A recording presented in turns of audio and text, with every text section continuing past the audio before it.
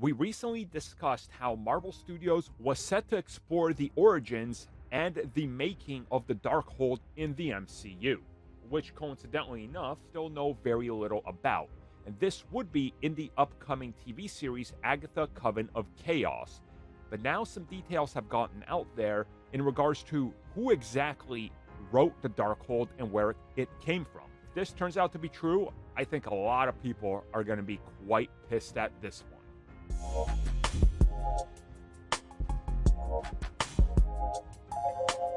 So I've seen this theory pop up in a couple of places.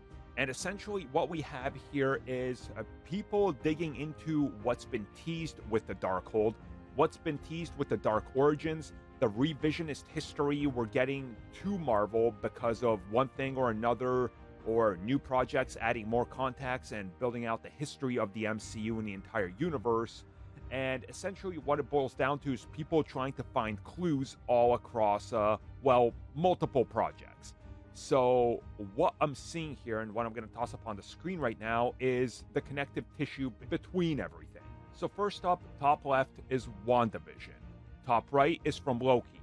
Bottom left, Doctor Strange in the Multiverse of Madness. And bottom right, again, Loki. Now, take a note of the shapes and what we're seeing here. It's circle. You're going to notice interesting parallels and shapes right there. It's the same exact thing. And obviously in Doctor Strange 2, we know that the Darkhold was written by Cthulhu, as the entire scripture was put on the walls of Wundagore Mountain. Now here's where the big retcon comes in. How did it make it into the book? And how is this book possible throughout the various incarnations of the multiverse? And who wrote the one that we see in the MCU? Well, the answer is Kang the Conqueror. So what this boils down to is that at the end of time, Kang saw how things were playing out in the sacred timeline. And again, you got to contain everything to one timeline, so you got to let Cthulhu do his thing. It's all got to be written. You can't just erase specific things that need to exist for a timeline to make sense. Kang saw this as an opportunity, so he used his time travel device, goes back through time, transcribes everything from the walls into the Darkhold.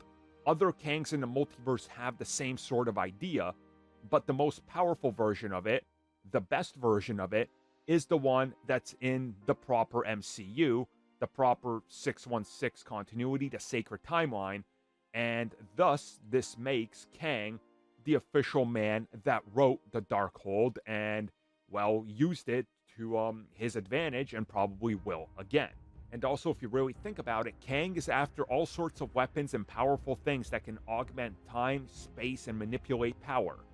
Well, the Darkhold does all that and more. It can literally tap into this dark energy and, for lack of a better term, bring back the dead.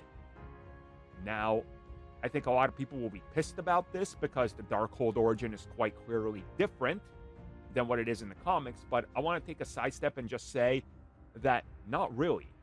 Cthulhu still came up with everything, the spells and all that.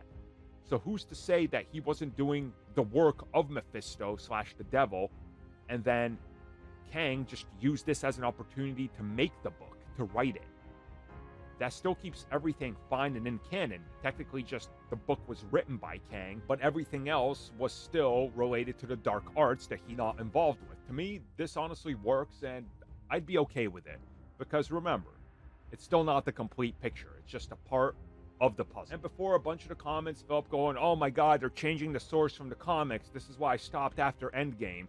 Well, you should have stopped before Endgame because the Infinity Stones were nothing like the Infinity Gems and their origin in the comics. So don't play yourself.